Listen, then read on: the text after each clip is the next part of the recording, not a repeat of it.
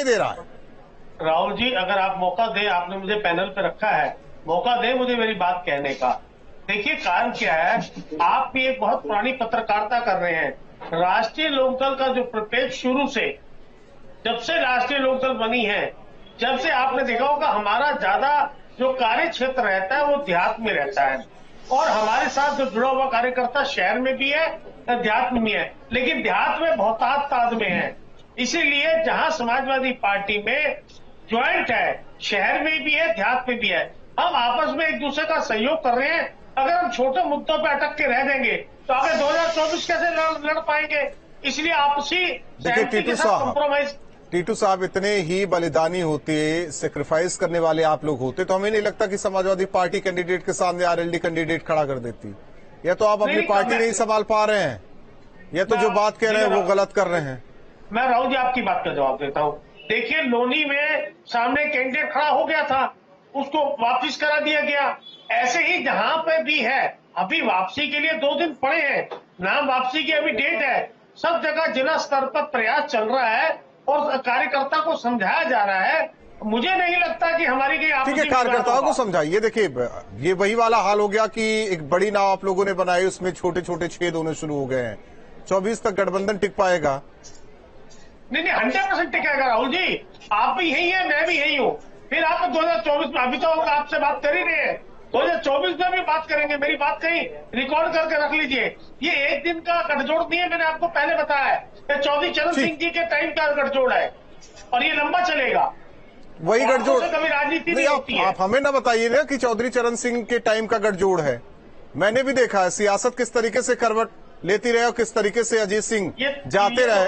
अब छोड़िए ना, आप कहाँ जा रहे हैं, आप कहाँ जा रहे हैं? दूसरे मुद्दों पर ना बहस कीजिए। अभिषेक राय जी, वाकई जो सम्मान दिया जा रहा है अपने सहयोगी दलों को, समाजवादी पार्टी की तरफ से यही कहा जाता है ना कि सभी को समान सम्मान, लग नहीं रहा। राहुल भाई, देखिए, हम किसी का नरेटिव और किसी को खुश करने के लिए नहीं है। हम जनता के बीच में बैठे हैं और ये सबको पता है छोटा चुनाव है। हमारी पार्टी के 5 से 7 कैंडिडेट एक एक नगर निगम में लड़ रहे हैं। हमने वहां फ्री फाइट छोड़ दी है। तो फ्री फाइट में अगर हमारी पार्टी के कार्यकर्ता लड़ रहे हैं, जो मजबूत होगा वो जीत के चला आएगा। तो सबको चुनाव लड़ने का अधिकार है। अगर समाजवादी पार्टी के एक सीट पे 5 कार्यकर्ता पूर्वांचल में लड़ सकते हैं, तो आरएलडी और क्या कहते हैं समाजवादी पार्टी का कैंडिडेट क्यों नहीं उतर सकता? ये फ्रेंडली फाइट होती है, कहते हैं हम फ्री फाइट कहते हैं। तो हर कार्यकर्ता को, हर पार्टी को चुनाव लड़ने का अधिकार है और वो अधिकार हमने उनको दे रखा है। देखिए, एमएलए में 403 सीटें ही हैं, सबको टिकट तो मिलेगा नहीं।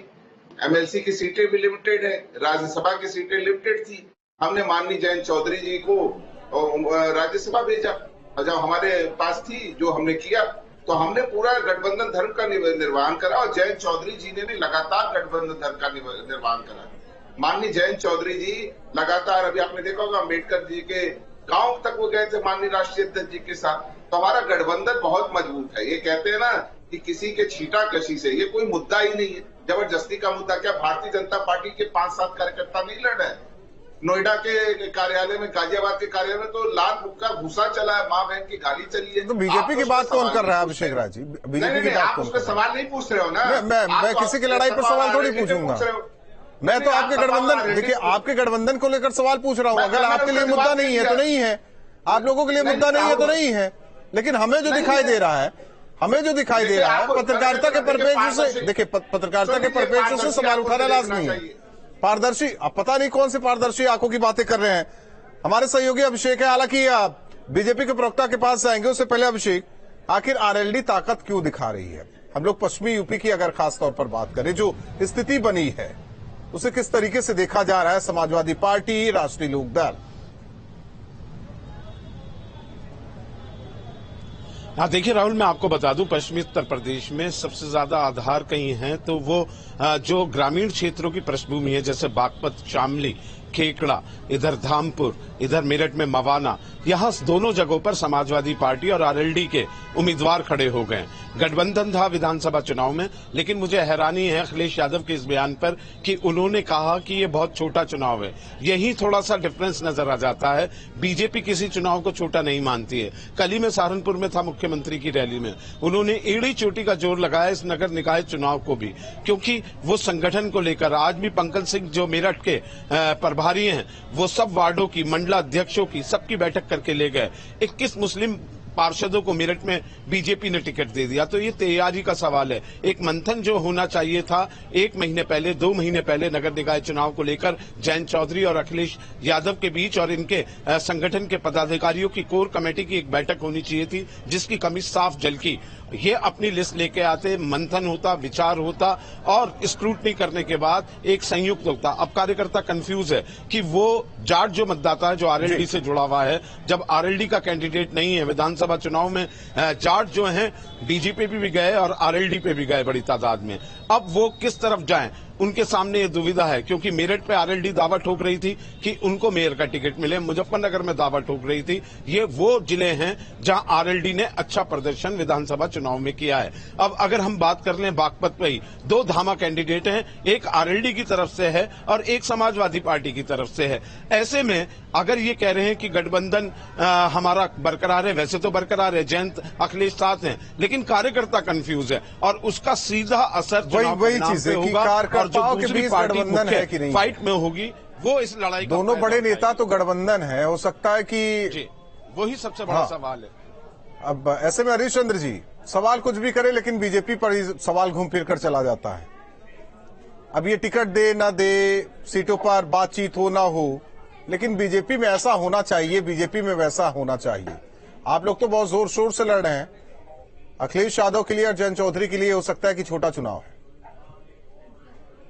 देखिए, भारतीय जनता पार्टी लोकतंत्र का जो उत्सव है, वो स्थानीय निकाय का चुनाव हो, वो पंचायत का चुनाव हो, वो विधानसभा का हो, वो लोकसभा का, सभी चुनावों को बहुत ही सुनियोजित तरीके से करती है और जनता के बीच जाती है। जनता के बीच हम अपनी बात करते हैं, उसके साथ संवाद करते हैं। हमारे शीर्ष नेतृत्व के लोग, माननीय मुख्यमंत्री जी की सभाएं भी कल पश्चिमी उत्तर प्रदेश में थी। मैं टीटू जी की बात सुन रहा था, डॉक्टर अभिषेक जी की बात सुन रहा था। अगर आप आरएलडी का ट्रैक रिकॉर्ड देखें और समाजवादी पार्टी का भी ट्रैक रिकॉर्ड आप देखें, तो ठीक है कि ये गठबंधन उनका अपना विषय है और गठबंधन चलेगा और मजबूत होगा, बहुत लॉन्ग लास्टिंग होगा, क्या होगा ये तो वक्त बताएगा और ये पार्टियां बताएंगी। परंतु जो अब तक का अनुभव रहा है, उस अनुभव में समाजवादी पार्टी कई लोगों के साथ गठबंधन की तोड़ी और आरएलडी ने भी सभी के साथ करीब करीब अपने अनुभव किए और तोड़े। और ये कहना कि छोटा चुनाव है, हम इसमें कार्यकर्ता को निराश नहीं करेंगे, तो क्या विधानसभा में जब गठबंधन होता है तो उसमें कार्यकर्ता नहीं निराश होते? बात तो दोनों जगह वही होती है। लोकसभा हो, उसमें लोगों को निराशा नहीं होती जो जिनकी आकांक्षा महत्वाकांक्षा होती है। और जो सरदार जी ये कह रहे थे कि चौधरी साहब के दोनों लोग, 2 आंखें थे, चौधरी अजीत सिंह जी और मुलायम सिंह जी, आंखें किस तरह से थे ये सब दुनिया जानती है कि जब जनता दल बना और जनता दल में चुनाव हुए तो मुख्यमंत्री पद को लेकर के किस तरह से तब की स्थिति आपकी स्थिति में बहुत फर्क है हरीश चंद्र भाई। अगर आंखें की वो 3 पीढ़ी का रिश्ता है, केवल इस बात तो निभाना चाहिए था ना। वो 3 बड़ा दिल किसका, वही तो मैं भी जानना चाहता हूँ। टीटू जी, बड़ा दिल किसका होता है? आपने एक बात कही, मैंने नगर निगम की सीट को लेकर सवाल किया तो आपने कहा कि हमने नहीं मांगा इसलिए नहीं मिला। तो क्या राज्यसभा की, 1 मिनट बात तो सुन लीजिए, क्या राज्यसभा की सीट मांग ली गई थी? क्या मिल गया? देखिए राहुल जी, क्या इतनी साफ गोई से कोई कहेगा मैंने आपसे कहा है कि हमारी नहीं तो जो दिल में है कह दीजिए ना सर। नहीं, आप सुनिए मेरी बात। मैंने आपसे ये कहा कि हमारी जो पार्टी है वो देहात में ज्यादा सक्रिय रहती है, क्योंकि हम किसानों के मुद्दे, मजदूरों के मुद्दे सर पे वही बात तो हमारे सहयोगी भी कह रहे हैं। कई सीटें जहां आरएलडी का दबदबा है फिर भी वहां समाजवादी पार्टी है। नहीं, वो ऐसा है, मैंने आपसे कहा ना अभी 2 दिन का समय है, इंतजार कीजिए। जहां भी थोड़ी बहुत कंट्रोवर्सी है उस पर कार्य चल रहा है और आपको नजर आएगा 2 दिन बाद जब आप चुनाव जब दोबारा डिबेट पे बुलाएंगे। सर ऐसी स्थिति बनती क्यों है कि हम लोग को बैठना पड़ता है बातचीत के लिए? देखिए राहुल जी, कार्यकर्ता है, उसको बहुत उम्मीद होती है, 5 साल बाद का चुनाव होता है, बहुत सारी चीजें। तो हरीश चंद्र जी भी तो वही बातें कह रहे हैं कि क्या लोकसभा और विधानसभा चुनाव में कार्यकर्ताओं की इच्छा नहीं होती क्या? राहुल जी 1 मिनट का समय दीजिए। आपने अभी एक भाई ने बीजेपी की बात करी, आपने कहा, आप देखिए ना, कभी आपने देखा है जो अपने आप को बहुत ही अनुशासित पार्टी फिर चले गए आप बीजेपी पर? अरे भाई, ये परिवार में चीजें होती हैं। राहुल जी, मैं ये कहना चाह रहा हूँ, एग्जाम्पल के तौर पे मैं बात कर रहा हूँ। देखिए एक सवाल अभिषेक जी का भी था, हमारे सहयोगी, कि आप लोग देखिए, आप मिलाइए ना मिलाइए, आपके दोनों बड़े नेता है दिल, लेकिन कार्यकर्ताओं में जो मनमुटाव हो जाएगा उससे दूर कहां कर पाएंगे आप? क्योंकि ठीक है छोटे लेवल का चुनाव है, फिर हम 24 में जाएंगे, जो एक लाइन खींची जा रही है उसे मिटाएगा कौन? अभिषेक भी कुछ कहना चाह रहे हैं। किसी भी प्रत्याशी का पर्चा भरवाने के लिए मैं राहुल ये बात कहना चाह रहा हूं कि चाहे मेयर की सीट पे कितने भी कैंडिडेट सपा के या आरएलडी के नगर पंचायतों में खड़े हुए हैं, ना तो सपा के नेता विधायक उन्हें पर्चा भरवाने गए। मेरठ में अतुल प्रधान जो संगीत सोम को राके आए, उनकी पत्नी खड़ी है, एक भी विधायक जो है आरएलडी का पर्चा भरवाने नहीं गया, जिला अध्यक्ष पर्चा भरवाने नहीं गया, मवाना में आरएलडी के लोग भरवाने नहीं गए, धामपुर में नहीं गए, खेकड़ा में नहीं गए, बागपत में नहीं गए, बड़ौत में नहीं गए। तो फिर ये किस तरीके का गठबंधन है? दोनों और तीसरी आजाद समाज पार्टी जिसके साथ आप लड़ रहे हैं, आजाद समाज पार्टी का एक नेता अपने उम्मीदवार होना चाहिए था, उसके साथ नहीं। 1 मिनट टीटू जी। और भाई ये कहना चाह रहा हूं